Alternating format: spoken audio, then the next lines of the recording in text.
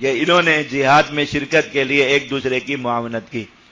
جو مال کے لیے، مال جمع کرنے کے لیے نبی کریم صلی اللہ علیہ وسلم نے خود مسجد نبوی شریف میں اپنی چادر بچھائی اور مسلمانوں سے اس کے لیے مال مانگا، اور مسلمان خواتین کے پاس اس کی ترغیب کے لیے نبی کریم صلی اللہ علیہ وسلم نے اپنی ازواج مطہرات کو ان کے گھروں میں بھیجا، اللہ کے نبی صلی اللہ علیہ وسلم نے. اور حضرات امہات المؤمنین، امت کی مائیں، مسلمانوں کے گھروں میں جا کر انہوں نے جہاد کے لیے مال جمع کیا اور مسلمانوں کو انفاق کی طرف متوجہ فرمایا. لوگ جو جہاد فی سبیل اللہ کے لیے مال مانگنے کو جو ہے وہ عزت والا کام نہیں سمجھتے، انہیں اپنے ایمان کی اور اپنے نظریے کی اصلاح کرنی چاہیے. نبی کریم صلی اللہ علیہ وسلم سے زیادہ معزز کون انسان ہو سکتا ہے دنیا میں؟ ساری عزتیں نبی کریم صلی اللہ علیہ وسلم کی جوتی کی خاک ہیں. اللہ کے نبی صلی اللہ علیہ وسلم نے اپنی عزت والی چادر صحابہ کرام کے سامنے پھیلائی اور ان سے مال مانگا. اور نبی کریم صلی اللہ علیہ وسلم کی ازواج مطہرات سے زیادہ عزت مند خواتین دنیا میں کوئی ہو سکتی ہیں؟ ساری امت کی مائیں انہیں قرار دیا گیا قیامت تک کے لیے. اور وہ مائیں جنہوں نے اپنے گھروں میں مہینوں مہینوں تک فاقے برداشت کیے اور کسی کے گھر سے کبھی قرضہ لینے کے لیے بھی نہیں گئیں کہ اللہ کے نبی صلی اللہ علیہ وسلم کے گھر میں فاقہ ہے تو کہیں سے قرض مل جائے کہ حضور کے گھر میں روٹی پکا لیں. لیکن جہاد کے لیے مال طلب کرنے کے لیے اللہ کے نبی صلی اللہ علیہ وسلم نے انہیں بھی مسلمانوں کے گھروں میں بھیجا. حضرت مولانا ادریس کاندھلوی صاحب رحمۃ اللہ علیہ نے تفصیل سے واقعات لکھے کہ حضرات امہات المومنین میں سے کون کون مسلمانوں کے گھروں میں جا کر حضرت سیدہ عائشہ صدیقہ رضی اللہ تعالیٰ عنہ جیسی عزت والی خاتون اور حضرت سیدہ حفصہ رضی اللہ تعالیٰ عنہ، حضرت سیدہ جو ہے وہ حضرت زینب رضی اللہ تعالیٰ عنہ، ان کے نام لکھے کہ یہ امہات المومنین مسلمانوں کے گھروں میں جا کر ان سے جہاد کے لیے اموال جمع کرتے رہے. اللہ رب العزت نے اس موقع پر پہلی بار جہاد کے باب میں مسلمانوں کے ساتھ خواتین کا ذکر فرمایا اور انہیں بھی جہاد کے اجر میں شمولیت کی اللہ رب العزت نے بشارت دی اور ایک ترتیب قائم فرما دی کہ جہاد کی ترتیب اسی طرح ہے کہ المؤمنون والمؤمنات بعضهم اولیاء بعض. یہ اس کام میں ایک دوسرے کے معاون اور مددگار بنیں گے تو یہ کام اس طرح ہو سکے گا. اگر یہ ایک دوسرے کے لیے رکاوٹ بنتے رہیں گے تو پھر یہ کام مسلمانوں میں اس طرح رائج نہیں ہو سکے گا جس طرح اللہ اور اس کے رسول کو مطلوب ہے. تو اللہ تعالیٰ نے اس موقع پر خواتین کو بھی گویا جہاد کی ترغیب میں، جہاد کی ترتیب میں اور جہاد کے عمل میں، اجر میں شریک فرمایا. اس سے پہلے جتنے بھی غزوات کا ذکر ہے کہیں بھی خواتین کا ذکر جو ہے وہ مردوں کے ساتھ ان واقعات میں نہیں آیا.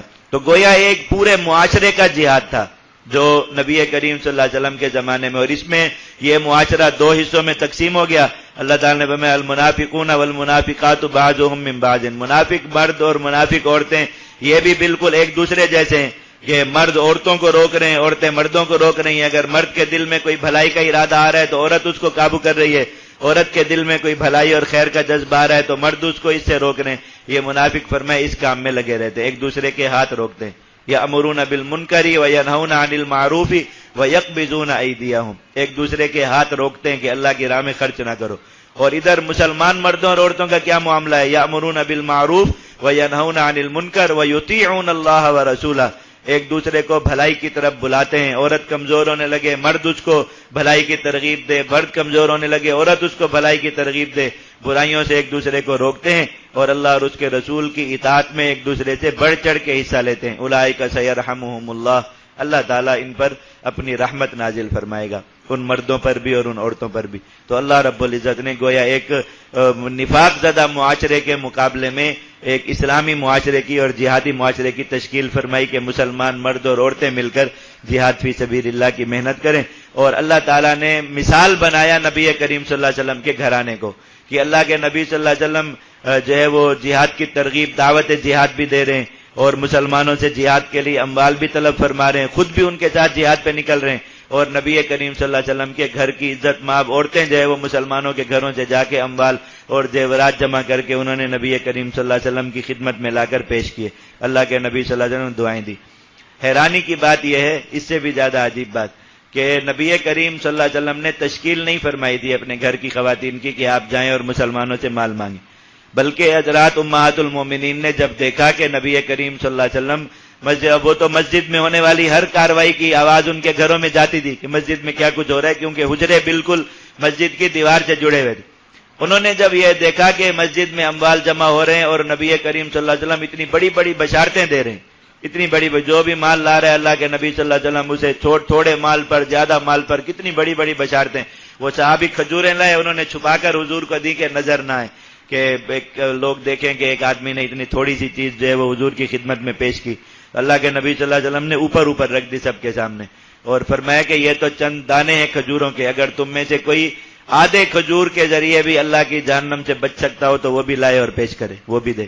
تو انہوں نے جب دیکھا کہ یہ سب کچھ ہو رہا ہے تو مسلمان عورتیں اس اجر و ثواب سے محروم نہ رہ جائیں, تو وہ خود نکل پڑی, اور انہوں نے مسلمان عورتوں کو ان کے گھروں میں جا کے ترغیب دی. تو مسلمان عورتوں نے اپنے گھروں میں اپنے زیورات اور جو کچھ قیمتی سامان تھا وہ حوالے کیا. تو انہوں نے آ کر گٹھڑی بنا کے نبی کریم صلی اللہ علیہ وسلم کی خدمت میں مسجد میں بھیج دی کہ یا رسول اللہ یہ مسلمان خواتین کی طرف سے آپ کے لیے ہدیہ ہے اور جہاد میں شرکت کے لیے انفاق ہے. تو اللہ کے نبی صلی اللہ علیہ وسلم نے لانے والوں کو بھی دعائیں دیں اور دینے والوں کو بھی بہت دعائیں نبی کریم صلی اللہ علیہ وسلم نے ارشاد فرمائی. تو اس طرح وہ نبی کریم صلی اللہ علیہ وسلم کے حکم کے بغیر اور کہے بغیر انہوں نے جا کر خود اس عمل میں حصہ لیا اور مسلمان عورتوں کے لیے ایک مثال قائم کر دی. اب مسلمان عورتوں کے لیے تو اسوہ حسنہ حضرات امہات المؤمنین ہی ہیں. تو جو عورتیں یہ کام کرتی ہیں اللہ تعالیٰ کی رضا کے لیے, ان کے لیے بہت مبارک ہے کہ ان کو حضرات امہات المؤمنین والا راستہ ملا. اور جو مسلمان مرد یہ کام کرتے ہیں ان کے لیے بہت مبارک اور عزت والی بات ہے, خواہ دنیا اس پر کچھ بھی کہے, کہ وہ نبی کریم صلی اللہ علیہ وسلم کی سنت کو پورا کرتے ہیں, کہ اللہ کے نبی صلی اللہ علیہ وسلم نے خود اپنی چادر پھیلائی تھی اس پر.